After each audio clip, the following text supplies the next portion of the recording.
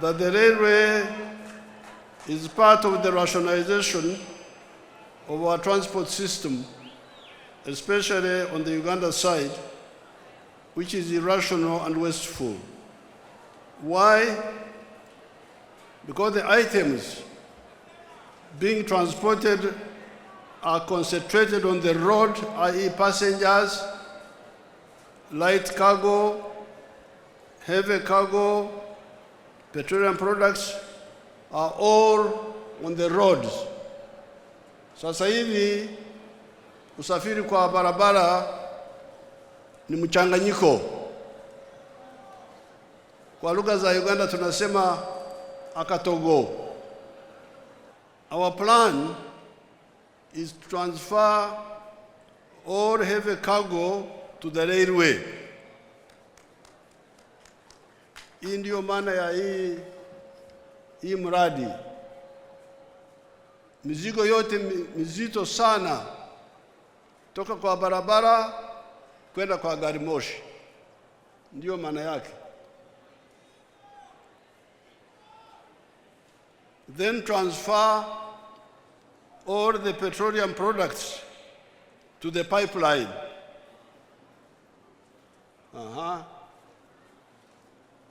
Gari za mafuta kwa barabara ni hatari kwa maisha, tena zinaharibu barabara na zinaleta ajali. So heavy cargo kwenda kwa gari moshi,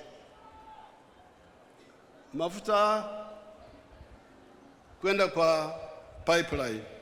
This now leaves the roads for passengers and light cargo. This is the whole plan. But we are also looking at the competitiveness of the economies.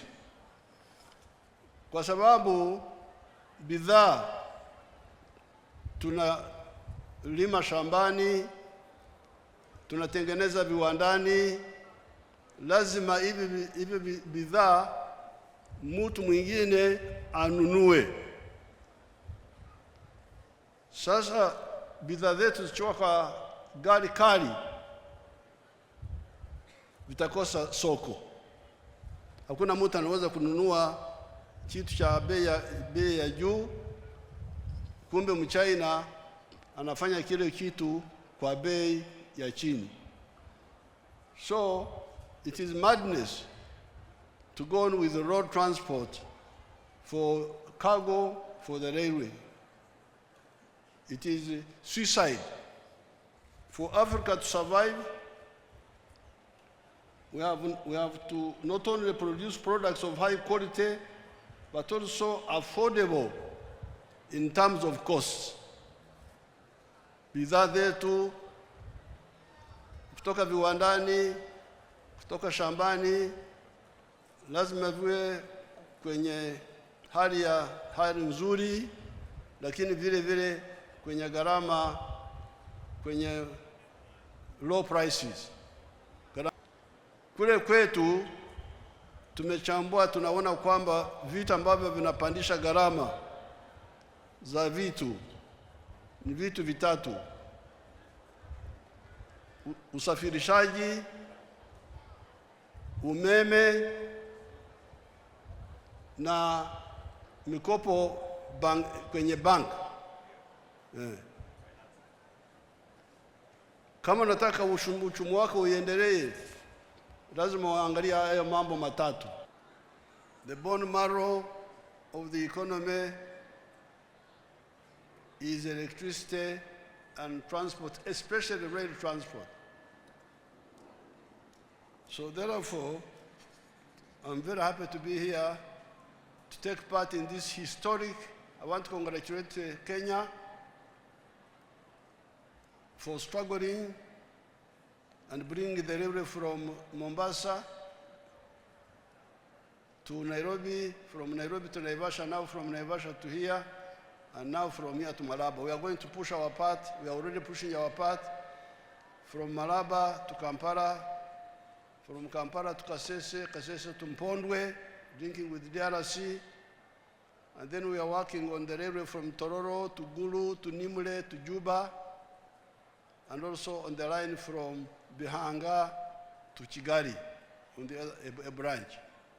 But from the very beginning, the railway did more than move people and goods.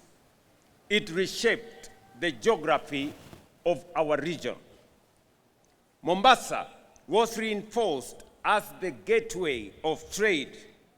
Machakos, once an administrative center of the British East African Protectorate, was bypassed and declined in significance because it lay off the line. And Nairobi, then a swampy, flood-prone rail depot, established in 1899, rose because it sat on the railway. Nairobi became a logistical hub, then an administrative center, and ultimately the capital of British East Africa. Without the railway, Nairobi, as we know it today, might never have existed. It is a powerful statement of regional integration, partnership, and shared ambition. Ladies and gentlemen, our region faces a clear and urgent challenge.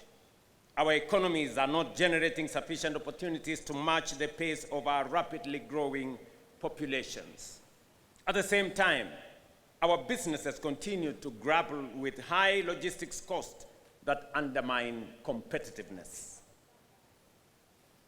In many cases, transport and related costs account for between 30 and 40% of the final value of goods reach Kampala.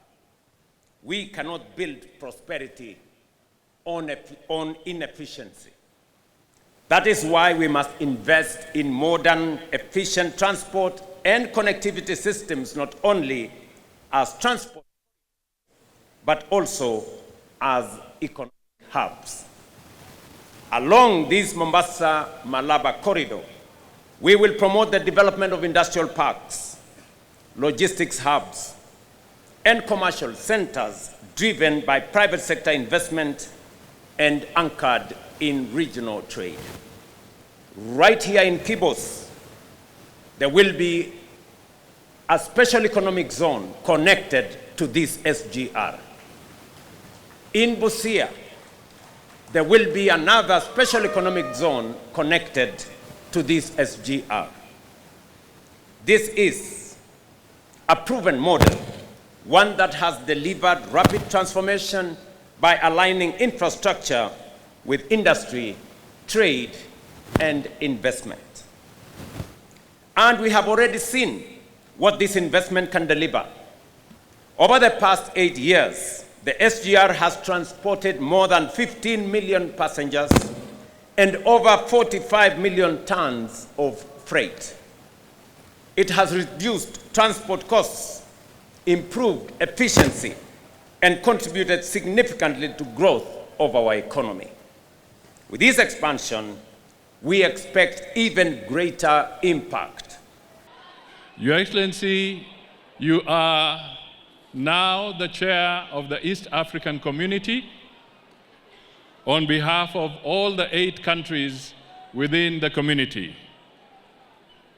Your Excellency, President William Ruto, you are the champion of the Africa Continental Free Trade Area on behalf of the African Union. Both of you, Your Excellencies, have a very strong passion for integration, for bringing better coordination and trade and unity and communication within the African states. And therefore, our being here is a very strong and emphatic stamp of approval for the objectives, the ideals, and the goals that you stand for. On behalf of those who are here present and those who may not be here, we extend our highest level of appreciation to both of you for leading our 2 nations and leading the people of Africa in this very important Infrastructure Integration Program.